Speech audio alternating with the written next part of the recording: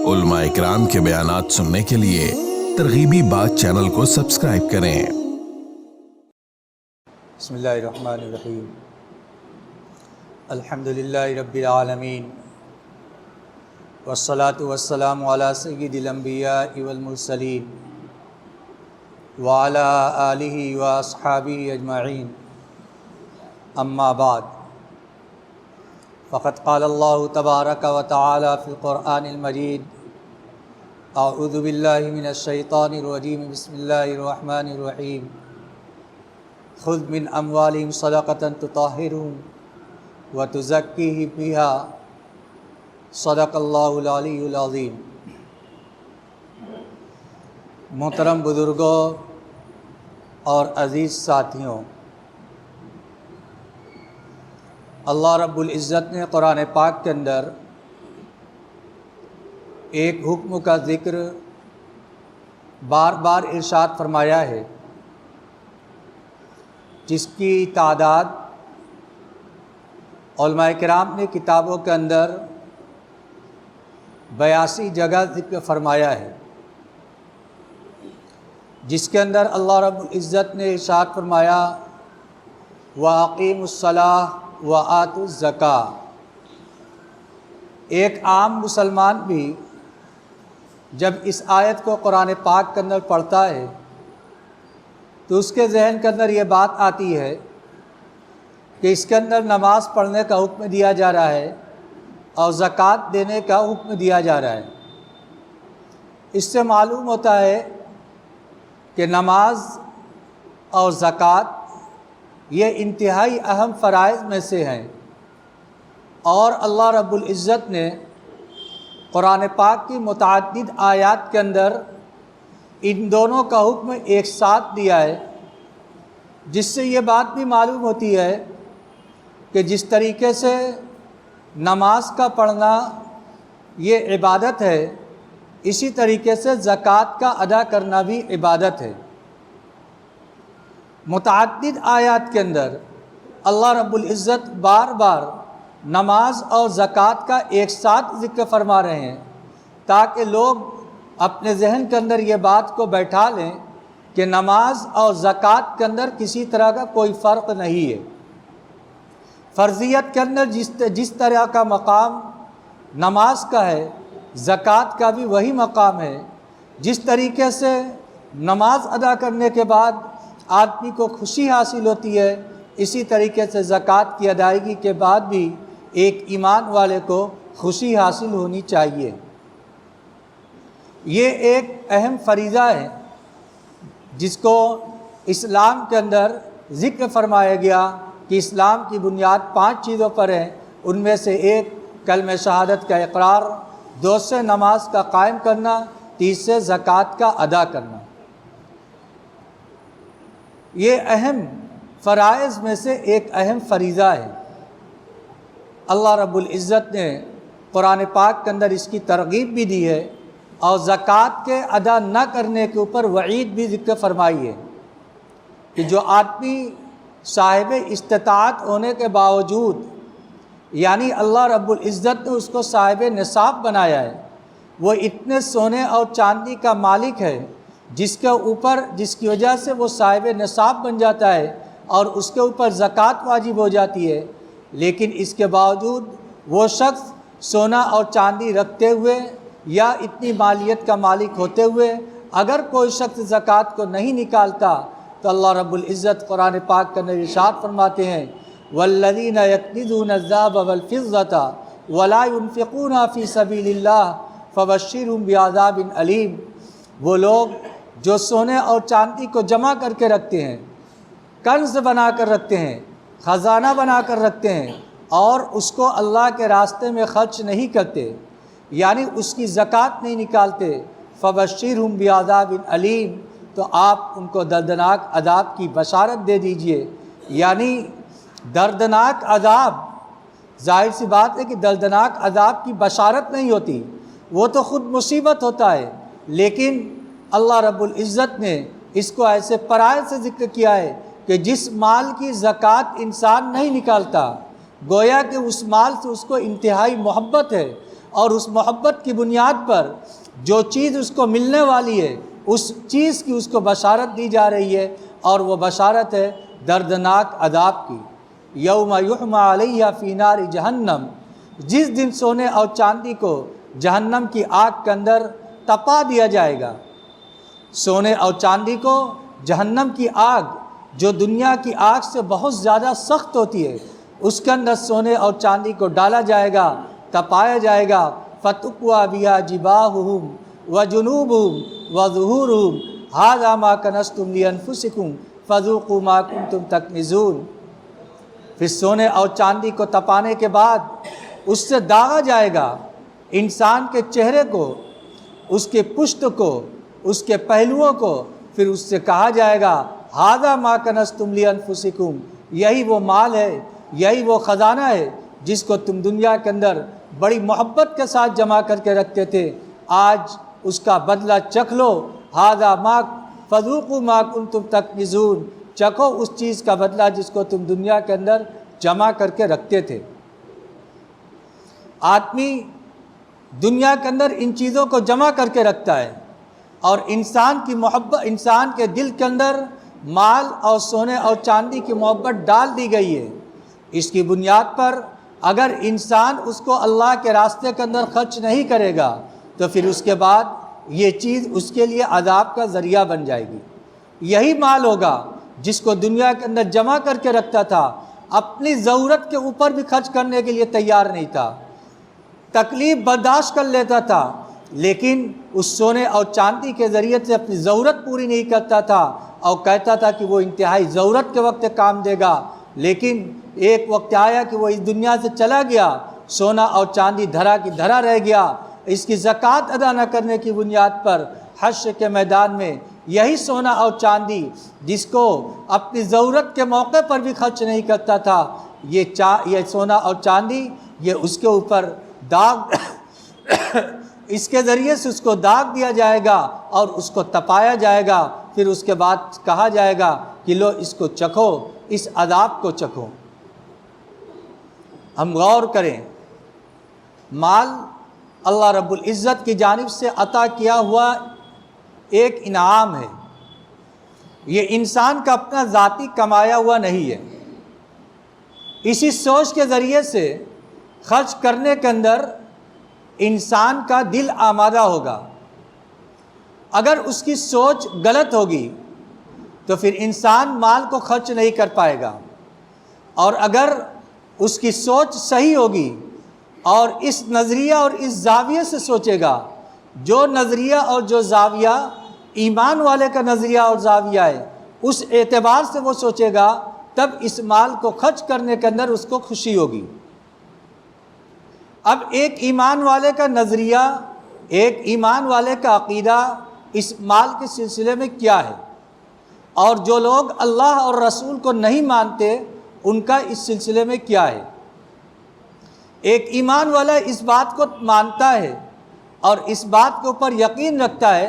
کہ رزق کا دینے والا اللہ ہے، اللہ رب العزت ہر ایک کی ضروریات کو پوری کرتا ہے، اور جس کو چاہتا ہے رزق بے افراط عطا کرتا ہے، اور جس کو چاہتا ہے رزق کے اندر تنگی کرتا ہے۔ یہ سارا کا سارا اللہ رب العزت کے قبضے میں ہے، اس کے اندر انسان کو کسی چیز کا اختیار نہیں دیا گیا، اس کو صرف محنت کا مکلف بنایا گیا، اور محنت کرنے کے بعد نتیجہ اللہ رب العزت نے اپنے ہاتھ کے اندر رکھا ہے۔ انسان کو کبھی کسی چیز کے اوپر محنت کرنے پر نفع زیادہ ہوتا ہے، کبھی کم محنت کرنے کے اوپر زیادہ نفع ہوتا ہے، کبھی زیادہ محنت کرنے کے اوپر بھی کم نفع ہوتا ہے۔ تو یہ نفع کی زیادتی یا کمی یہ انسان کے اپنے ہاتھ میں نہیں ہے، بلکہ یہ اللہ رب العزت کے قبضے میں ہے۔ اللہ رب العزت جب جس کو جتنا چاہتا ہے اتنا عطا فرماتا ہے، یہ ایک ایمان والے کا زاویہ ہے۔ قرآن پاک کی آیات کے اندر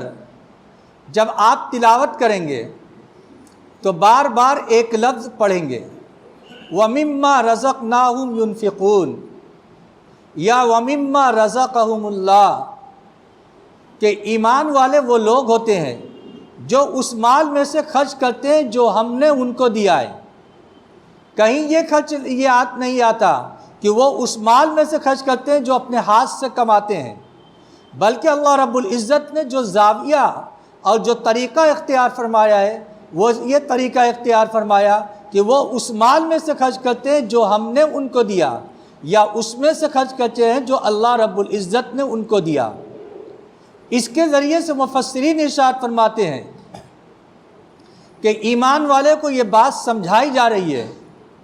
کہ تمہارے پاس جو مال و دولت ہے، جو دنیا کی چیزیں ہیں، جو دنیا کے سامان ہیں، یہ تمہارے اپنے کمائے ہوئے نہیں ہے، بلکہ اللہ رب العزت کی جانب سے عطا کی ہوئی نعمت ہے۔ جب اللہ رب العزت نے اس کو دیا ہے، جب آدمی کسی کو کوئی چیز دیتا ہے، اگر آپ نے کسی کو 100 روپیہ دیا تو 100 روپیہ جس کو آپ نے دیا وہ آپ کی امانت اس کے پاس ہے، آپ اس سے جب طلب کریں گے تو 100 روپیہ اس کو دینا پڑے گا۔ وہ 99 روپیہ دینا چاہے تو وہ خائن شمار کیا جائے گا، وہ آدمی صحیح شمار نہیں کیا جائے گا، کیونکہ آپ نے اس کے پاس 100 روپیہ امانت رکھا تھا، اس کو آپ نے 100 روپیہ دیا تھا، جب آپ نے مانگا ہے تو اس کو 100 روپیہ دینا وہ اس کی ذمہ داری بنتی ہے۔ اگر وہ اس کے اندر کچھ کمی کرتا ہے تو یہ اس کی جانب سے خیانت سمجھی جائے گی، اور امانت کے اندر خیانت کرنے والا ایمان والا نہیں ہوتا۔ اللہ رب العزت یہ ارشاد فرماتا ہے کہ ہم نے جو مال تم کو عطا فرمایا ہے اس میں سے خرچ کرو۔ اگر اللہ یہ حکم دیتا کہ جو مال ہم نے دیا ہے وہ سارا کا سارا خرچ کرو، تو یہ اللہ کی جانب سے یہ حکم دیا جاتا کہ یہ بجا ہوتا، کیونکہ جو شخص کسی کو عطا کرتا ہے تو وہ اس کو پورا کے پورا لینے کا اختیار ہوتا ہے، اس کو پورا حق حاصل ہوتا ہے کہ وہ اس سے پورا وصول کر لے۔ لیکن اس کے باوجود اللہ رب العزت کا انعام دیکھیے، کرم دیکھیے کہ اس نے مال کو عطا فرمانے کے بعد یہ نہیں کہا کہ پورا کے پورا مال تم مجھے دے دو، بلکہ یہ کہا کہ جو مال میں نے تم کو دیا ہے کلو واشربو، تم کھاؤ اور پیو، ولا تسرفو، لیکن اس کے اندر اسراف اور حد سے تجاوز نہ کرو، اور اس کے اندر ہمارے حکموں کے مطابق خرچ کرو۔ اور اللہ رب العزت نے یہ ارشاد فرمایا کہ تم اس مال میں سے جو ہم نے تم کو عطا کیا ہے، پورا مال نہیں، آدھا مال نہیں، تہائی مال نہیں، بلکہ 2.5% مال تم اس میں سے نکال لو، اور وہ مال تم غریب اور فقیر اور محتاج لوگوں کے اوپر خرچ کرو۔ دیکھیے صرف 2.5% مال، اللہ رب العزت یہ ارشاد فرماتا ہے کہ جو مال ہم نے تم کو عطا فرمایا ہے وہ سارا کا سارا مال تم استعمال کرو، تم اس کو کھاؤ، اپنی ضروریات کے اندر استعمال کرو، حلال طریقے کے اوپر خرچ کرو۔ اللہ رب العزت نے یہ مال تم کو عطا کیا ہے، تم اس سے آرام دہ چیز کو خرید سکتے ہو، ضرورت کی چیز کو خرید سکتے ہو، اپنی ضروریات کے اوپر استعمال کر سکتے ہو، یہ سارا کا سارا اختیار دیا۔ لیکن ایک شرط یہ ہے کہ صرف اس میں سے 2.5% مال سال میں ایک دفعہ نکالو۔ یہ نہیں کہا کہ روزانہ نکالو، بلکہ یہ کہا کہ سال میں ایک دفعہ اپنے مال کا حساب لگا کے جتنا بنتا ہے 2.5% حساب لگا کر اس مال میں سے علیحدہ کر لو، الگ کر لو۔ اور اس کے مصارف کو قرآن پاک کے اندر ذکر فرمایا گیا۔ دیکھیے زکوٰۃ کے مصارف اللہ رب العزت نے خود قرآن پاک کے اندر ذکر فرمائے ہیں۔ کچھ چیزیں ایسی ہیں جس کو ذکر اللہ رب العزت نے قرآن پاک کے اندر ارشاد فرمایا ہے، نبی علیہ السلام کو بھی آپ کو بھی یعنی حدیث کے اندر اس کا ذکر نہیں کیا گیا، بلکہ قرآن پاک کے اندر اللہ رب العزت نے براہ راست ذکر فرمایا۔ میراث کا مسئلہ کس کو کتنا ملے گا، کس کا مال کے ساتھ کتنا حق ہے، یہ قرآن پاک کے اندر اللہ رب العزت نے براہ راست ارشاد فرما دیا۔ اسی طریقے سے زکوٰۃ کے مصارف کون ہیں؟ انما الصدقات للفقراء والمساکین والعاملین علیہا قرآن پاک کے اندر اللہ رب العزت نے زکوٰۃ کے مصارف کو ذکر فرمایا اور کہا کہ اپنے مال کو، جن کو اللہ رب العزت نے مال عطا فرمایا ہے، اور وہ مال کیا حساب لگائیں، حساب لگانے کے بعد 2.5% مال اپنے مال میں سے الگ کر لیں، پھر اس کو جو خرچ کرنا ہے ان کے مصارف کو ذکر فرمایا گیا کہ وہ لوگ ہیں جن کو قرآن پاک کے اندر ذکر فرمایا گیا کہ وہ لوگ جو عاملین ہوتے ہیں، غربا ہوتے ہیں، مسکین ہوتے ہیں، مسافرین ہوتے ہیں، اور دوسرے قسم کے لوگوں کو ذکر فرمایا کہ ان لوگوں کو یہ مال عطا کیا جائے گا، یہ مال دیا جائے گا، یہ مال ان کا حق ہے تمہارے مال کے اندر۔ لہذا اگر کوئی شخص اپنے مال کی زکوٰۃ نکالتا ہے تو زکوٰۃ نکالنے والے کو کچھ بات کا استحضار رکھنا چاہیے تاکہ زکوٰۃ کو بھی عبادت بنا سکے۔ ایک تو یہ کہ زکوٰۃ خوش دلی کے ساتھ نکالے، بوجھ سمجھ کر نہیں۔ ہمارے مال میں سے اتنا مال چلا جائے گا یہ سمجھ کر نہیں، بلکہ ہم اپنے مال میں سے اگر 2.5% دے دیے تو ہمارا سارا مال محفوظ ہو گیا، یہ ذہن کے اندر ہو۔ آدمی یہ نہ دیکھے کہ ہم نے 1,000 میں سے کتنا روپیہ دیا، بلکہ یہ دیکھے کہ ہم نے اتنا روپیہ دے کر اپنے باقی مال کو محفوظ کر لیا۔ جب ذہن کے اندر یہ بات ہوگی تو اس کا نکالنا، زکوٰۃ کے مال کا اپنے مال میں سے الگ کرنا، اس کو دینا انسان کے لیے آسان ہوگا۔ اگر وہ یہ سوچے گا کہ ہم اتنے مال کو کیسے دے دیں تب اس کو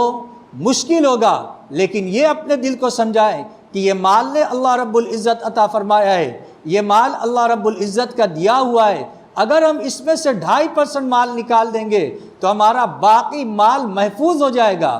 ہر چیز سے حفاظت کے اندر آ جائے گا۔ اور جب زکوٰۃ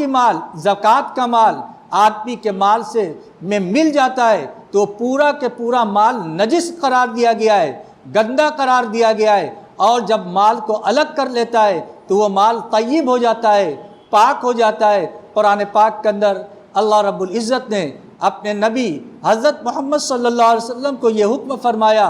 خذ من اموالہم صدقۃ تطہرہم وتطہرہم وتزکیہم بہا۔ اے نبی صلی اللہ علیہ وسلم، آپ ان کے اموال میں سے، ان کے مالوں میں سے زکوٰۃ لے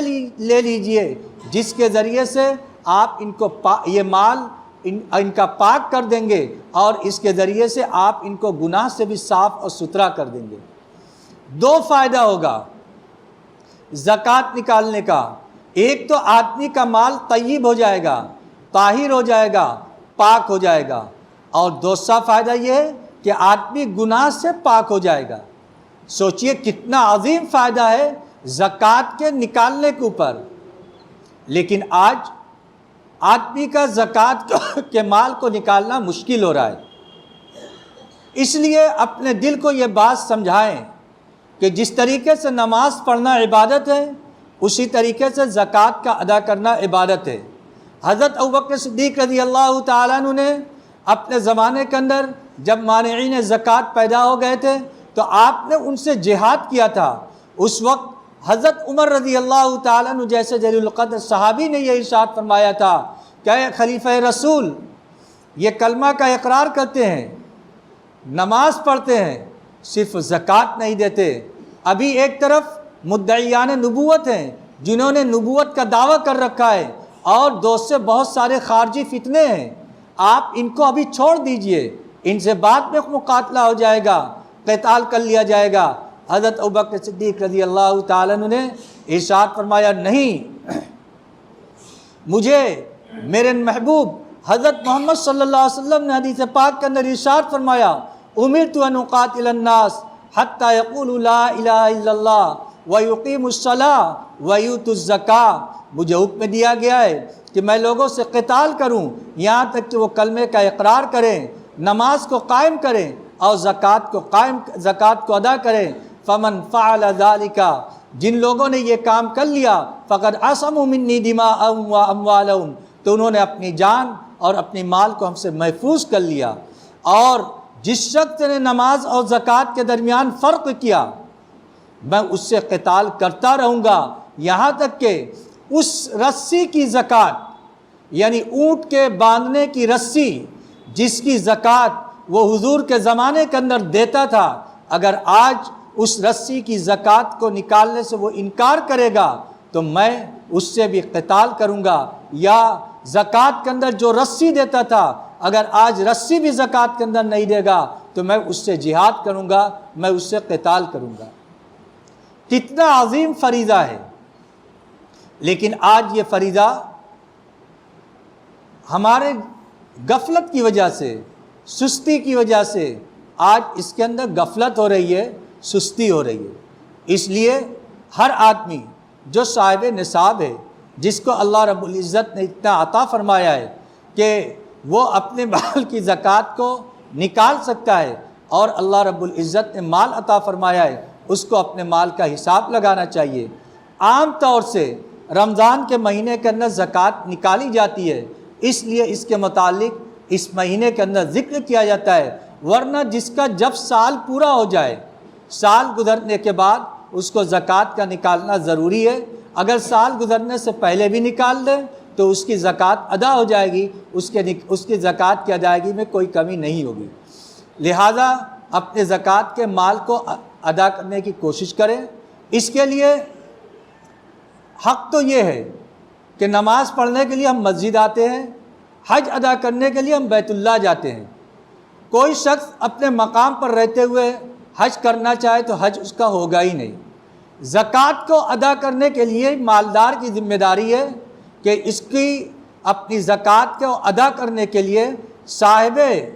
مصرف یعنی جو اس کے مصارف ہیں ان کے پاس جائے اور زکوٰۃ کا مال ان کو دے۔ یہ اس کی ذمہ داری ہے دینا، اپنے پاس محفوظ رکھنا۔ لوگ آئیں گے تو دیں گے، نہیں آئیں گے تو نہیں دیں گے۔ یہ اس کی ذمہ داری یہ ہے کہ زکوٰۃ کے مستحقین ہیں ان کو تلاش کرے اور تلاش کر کے مال کو وہاں تک پہنچائے۔ لیکن اگر کوئی ایسی صورت بن رہی ہے کہ ہمارے پاس مصارف والے خود آ رہے ہیں تو اس کو اللہ کی نعمت سمجھنی چاہیے، غنیمت سمجھے اور تحقیق کر کے اپنے زکوٰۃ کے مال کو ادا کریں۔ ہر مانگنے والے کو زکوٰۃ کا مال دے دینا یہ بھی مناسب نہیں۔ آدمی تحقیق کر لے، طبیعت بھر لے، کیونکہ زکوٰۃ یہ عبادت ہے۔ ہماری عبادت اسی وقت ادا ہوگی جب صحیح جگہ پہنچے گی۔ اگر خدا نخواستہ ہم نے ہر ایک کو دینے کا مزاج بنا لیا اور تحقیق نہیں کی کہ معلوم نہیں یہ صحیح ہے یا غلط، ہر طرح کے لوگ آتے ہیں، ظاہر سی بات ہے کہ کوئی غلط آدمی بھی آئے گا زکوٰۃ لینے کے لیے تو وہ اچھا بھیس اختیار کر کے آئے گا، نیک لوگوں کی شکل اختیار کر کے آئے گا تاکہ آدمی اس سے دھوکہ کھا کر اس کو زکوٰۃ کا مال دے دے۔ ہماری ذمہ داری بنتی ہے کہ ہم حتی الوسع جتنے مکلف ہیں ہم اس کی تحقیق کر لیں، یا کسی ایسے آدمی کی تصدیق ہے جس کے اوپر ہمیں کامل اعتماد ہے تو اس کے اعتماد کی بنیاد پر ہم اس کو زکوٰۃ دے دیں۔ اس سلسلے میں آدمی اپنے غریب رشتہ داروں کو یاد رکھے کہ اگر آدمی کے غریب رشتہ دار ہیں جو کسی کے آگے ہاتھ نہیں پھیلاتے، ہمارا حق بنتا ہے کہ ہم اپنے زکوٰۃ کے مال سے ان کی مدد کریں، اور یہ اس کے اولین مستحقین میں سے ہیں کہ اپنے زکوٰۃ کے اموال سے ان کی مدد کی جائے۔ وہ ہمارے رشتہ دار ہیں، دو حق بنتا ہے، ایک رشتہ داری کا حق اور دوسرے ان کے مستحق ہونے کا حق۔ اسی طریقے سے وہ لوگ جو اللہ کے اور رسول کے علم کو حاصل کرنے کے لیے مدارس کا رخ کیے ہوئے ہیں، اور ظاہر سی بات ہے کہ مدارس ہندوستان کے اندر لوگوں کے اموال سے چلتے ہیں، عمومی چندے سے چلتے ہیں۔ اگر خدا نخواستہ لوگوں نے اپنے ہاتھ کو اس سے کھینچ لیا اور وہ یہ سوچنے لگے کہ جیسے کہ دشمن کی سازش ہو رہی ہے کہ ہم مدارس کو بند کر دیں، اور خدا نخواستہ ہماری طرف سے بھی اگر تعاون کے ہاتھ کو ہٹا لیا گیا تو پھر اس کے بعد مدارس کے اوپر حالات آئیں گے۔ پھر ان حالات کے نتیجے میں کیا ہوں گے کہ وہ بچے جہاں پر جا کر ایمان کے قلعے قرار دیے گئے، مدارس یہ ایمان کے قلعے ہیں، اسلام کا قلعہ ہے، اور قلعہ کی حفاظت کرنا پوری